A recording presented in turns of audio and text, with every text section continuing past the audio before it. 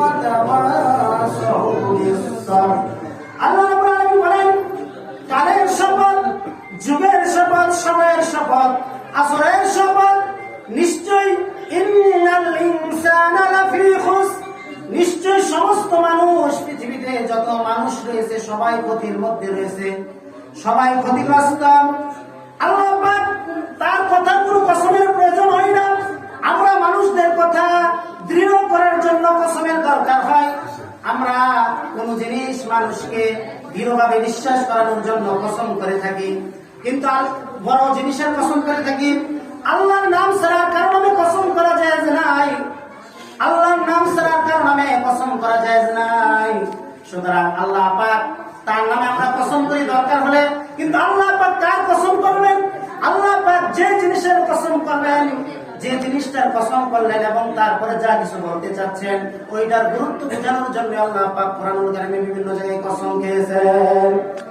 ওয়াল আসর, মুফাসসিরিনে কেরাম বলেন ওয়াল আসর দ্বারা আসরের সময়ের উদ্দেশ্য, কেউ বলেন এর দ্বারা যুগের উদ্দেশ্য, কেউ বলেন এটা দ্বারা কার উদ্দেশ্য। কি জন্য আল্লাহ পাক সময়ের কসম করলেন? কি জন্য আল্লাহ পাক যুগের কসম করলেন? মানুষের কাছে সবচেয়ে দামি জিনিস হইল মানুষের সময়। এই সময়কে আমরা হেলায় খেলায় নষ্ট করে ফেলছি। আমাদের সময় কেটে যায় মোবাইল দেখতে দেখতে, আমাদের সময় চলে যায় গেমস খেলতে খেলতে, আমাদের সময় যায় ফেসবুক টুইটারের পিছনে পড়তে পড়তে, আমাদের সময় চলে যায় রাস্তার মধ্যে আশ্চর্য মানব বিক্রি করতেছে, হালুয়া বিক্রি করতেছে, এগুলো দেখতে দেখতে কত সময় চলে যায়। আল্লাহ পাক সময়ের গুরুত্ব দিয়ে বলতেছেন সময় খুব দামি জিনিস। যার জীবন থেকে এক মুহূর্ত সময় চলে গেছে, এই সময়টা কিয়ামতের আগ পর্যন্ত আর ফিরে আসবে না। ইমাম রাজি রাহমাতুল্লাহি আলাইহি বড় মুহাদ্দিস ছিলেন, বড় আলেম ছিলেন। তিনি সূরা আসরের তাফসীর বুঝতেছিলেন না, হঠাৎ করে একদিন বাজারের মধ্যে গেলেন। বাজারের মধ্যে গিয়ে দেখতে পেলেন এক ব্যক্তি বরফ বিক্রেতা, মাথায় করে বরফ বিক্রি করেন। আমরা যখন ছোটবেলায় ছিলাম অনেক জায়গায় ফ্রিজ ছিল না।